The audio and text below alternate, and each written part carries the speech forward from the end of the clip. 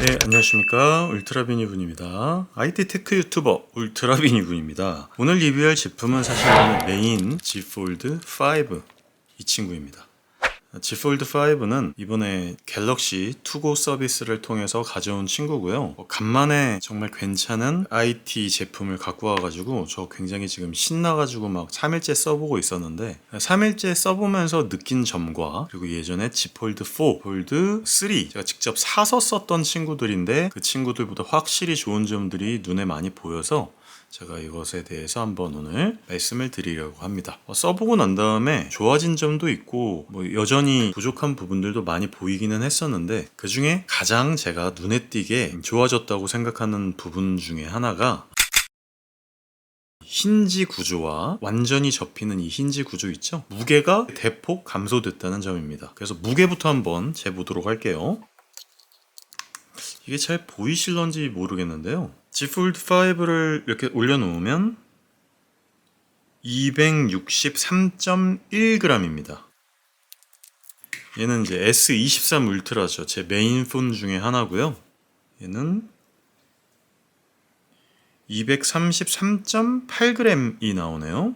대망의 아이폰 14 프로 맥스, 얘도 이제 제 메인 폰 중에 하나인데 저는 좀 깜짝 놀란 게 이 친구가 굉장히 무겁거든요.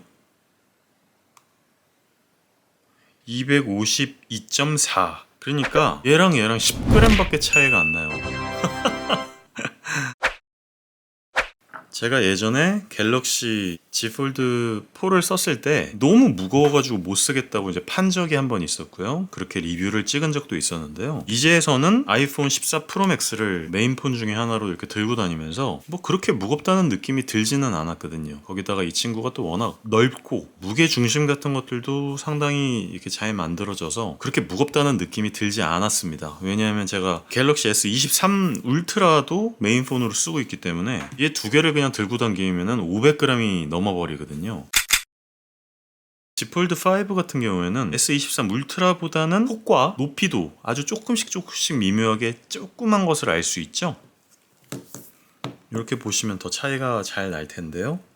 S23 울트라 쪽이 조금 더 얇고 넓고 Z Fold 5를 접어놨을 때는 꽤나 차이가 많이 나는 것 같지만 사실 Z Fold 5는 이게 문제인 거죠. 요거 이렇게 접었던 걸 이렇게 펼치면은 그제서야 집 면목이 나오는 거죠. 이렇게 되면은 이제 얇기 자체가 거의 제가 봤을 때는 S23 울트라보다 얇은 한쪽 면식을 갖고 있어요. S23 울트라가 조금 더 두껍죠? 얇기 자체는 지금 S23 울트라보다 오히려 Z Fold 5가 더 얇죠? 그래서 접었을 때는 당연히 약간 더 두껍죠. S23 울트라보다 살짝 더 두껍지만 하나하나의 면적으로 봤을 때는 Z Fold 5가 조금 더 얇은 것을 알 수 있습니다. 조금 더 얇은 게 이제 책처럼 접히는 방식이니까 참 대단한 시대인 것 같아요. 화면을 이렇게 넓게 봤을 때 아이패드에서 거의 보는 듯한 정도의 화면 사이즈로 영상을 관람하실 수 있고요. 유튜브도 마찬가지입니다.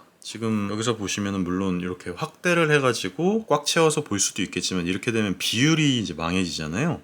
그래서 완전히 이렇게 채웠을 땐 당연히 S23이 Z Fold 5보다 조금 더 클 수는 있겠지만 실제 원 사이즈를 보게 되면은 10%에서 15% 정도 Z Fold 5가 더 많이 보이는 것을 알 수 있습니다. 그리고 더 재미있는 거는요. 지금 다른 바형 플랫폼의 아이들도 되게 요새는 너무 좋아져가지고 좋니 안 좋니를 얘기할 필요가 없을 정도로 좋아졌지만 제가 정말 깜짝 놀랐던 것 중에 하나는 갤럭시 폴드 5랑 미니 5랑 거의 똑같은 화면 비율을 갖고 있다는 거예요.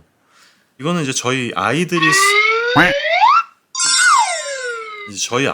보는 아이패드 미니 5인데 거의 비슷한 화면 비율을 갖고 있습니다. 그리고 심지어 가로폭은 Z Fold 5가 조금 더 넓어요. 가로폭은 좀 더 넓고 세로는 요 정도가 짧고요. 그러다 보니까 예전 같았으면은 이렇게 폰 하나 들고 다니는 거랑 아이패드 들고 다니는 거 요게 두 개가 두 디바이스로 나뉘었었다면 이제는 이 두 개를 합칠 수 있는 두 개의 면적을 한꺼번에 즐길 수 있는 그런 시대가 열려버린 거죠. 그래서 저는 요즘 들어서 굉장히 좀 놀라는 느낌인데, 예전에는 그래도 뭔가 여기 접히는 부분도 힌지도 제대로 막 한 방에 접히지도 않고 여기 떠 있기도 하고, 이거 하나하나가 조금씩 넓어가지고 꽤나 무겁고 꽤나 부피도 컸었고, 그래서 저는 되게 불편했었거든요. 그래서 도저히 이놈의 무게 때문에 못 들고 돌아다니겠다라고 생각을 했는데, 이제는 아이폰 14 프로 맥스랑 거의 비슷할 정도의 무게를 갖고 있는 Z 폴드 5로 변했고, 넓히면은 아이패드 미니 5 정도급으로 크기를 펼쳐가지고 쓸 수도 있고요.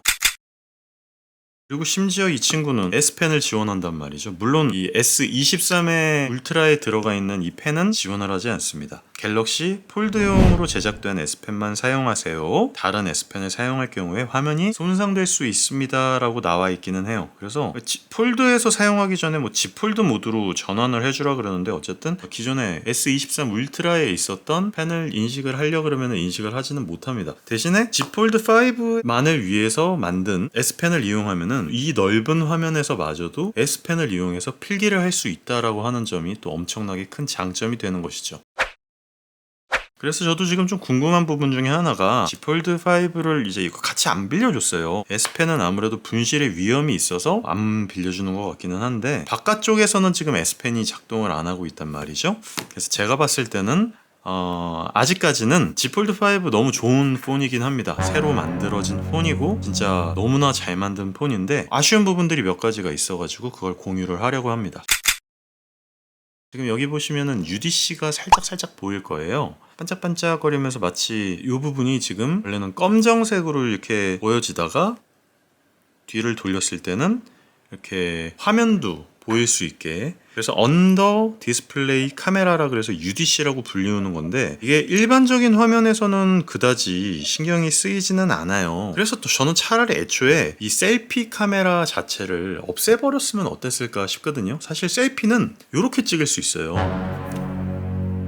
이렇게 접은 상태에서 카메라를 누른 다음에 이 위쪽에 셀피를 누르면요, 화면을 열어서 후면 카메라로 제 얼굴을 찍을 수 있단 말이에요, 얘를 갖다가.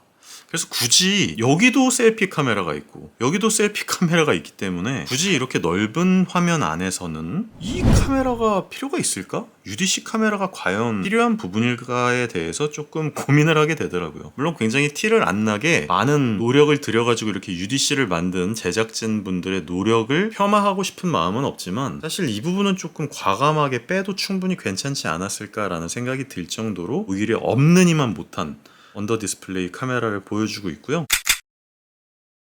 그리고 또 하나, 수납형 S펜을 아직도 지원해주지 않다라고 하는 게 굉장히 아쉬운 부분이었어요. 아무래도 얇기를 유지하기 위해서 그럴 수밖에 없었겠지만, 이해는 가는 부분이지만, 제 생각에는 Z 폴드 6 정도가 나오면은 겉에서도 S펜을 쓸 수 있고 펼쳐서도 S펜을 쓸 수 있고, 그리고 얇은 S펜을 여기다 수납까지 할 수 있는 그런 아마 업그레이드가 되지 않을까라는 생각이 들어서, 저는 이번에 Z 폴드 5는 구입하지 않을 예정입니다.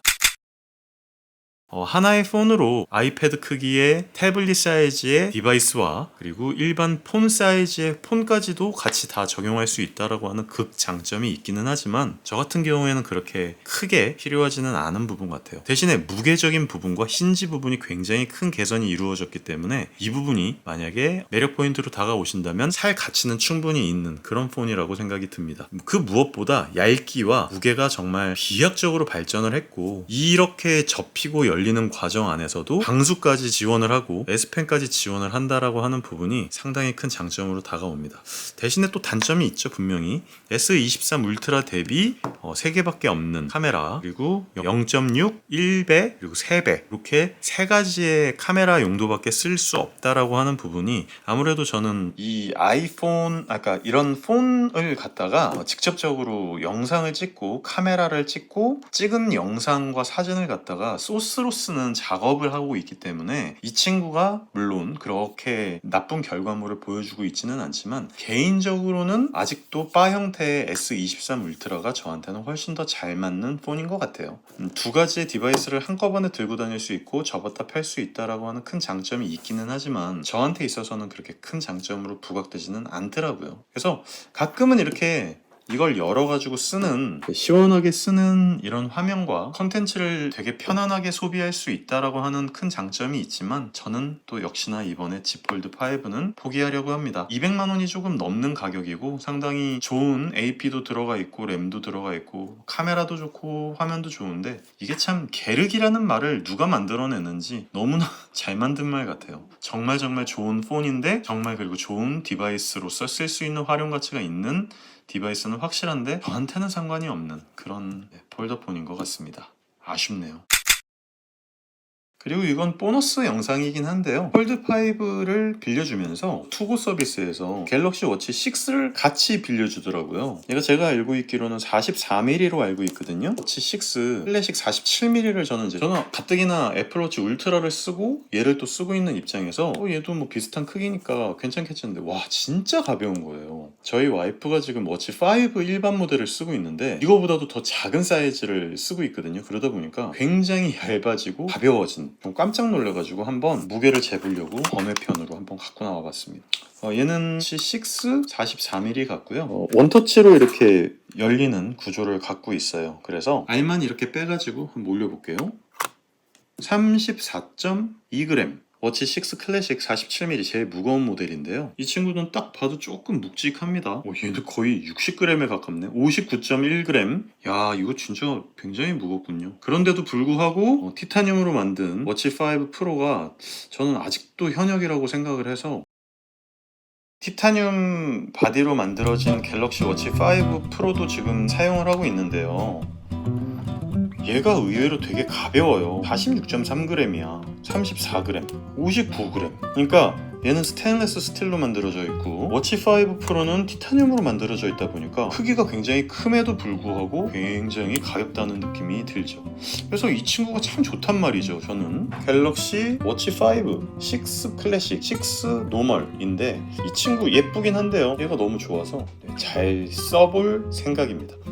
자, 이것으로 가볍게 갤럭시 폴드 5와 여러 시계의 내용들에 대해서 한번 가볍게 다뤄봤습니다. 저는 또 이번에 역시나 갤럭시 폴드 5를 구입하지 않을 이유, 혹은 어쨌거나 저 같은 경우에는 갤럭시 폴드 5는 참 좋은 폰이기는 한데 아직까지 저한테는 매력적인 포인트로 다가오지는 못하는 것 같습니다. 그럼 다음번에 더 좋은 IT 테크 기기 영상, 자동차 영상 리뷰로 돌아올 수 있도록 하겠습니다. 감사합니다. 울트라빈 이훈이었습니다.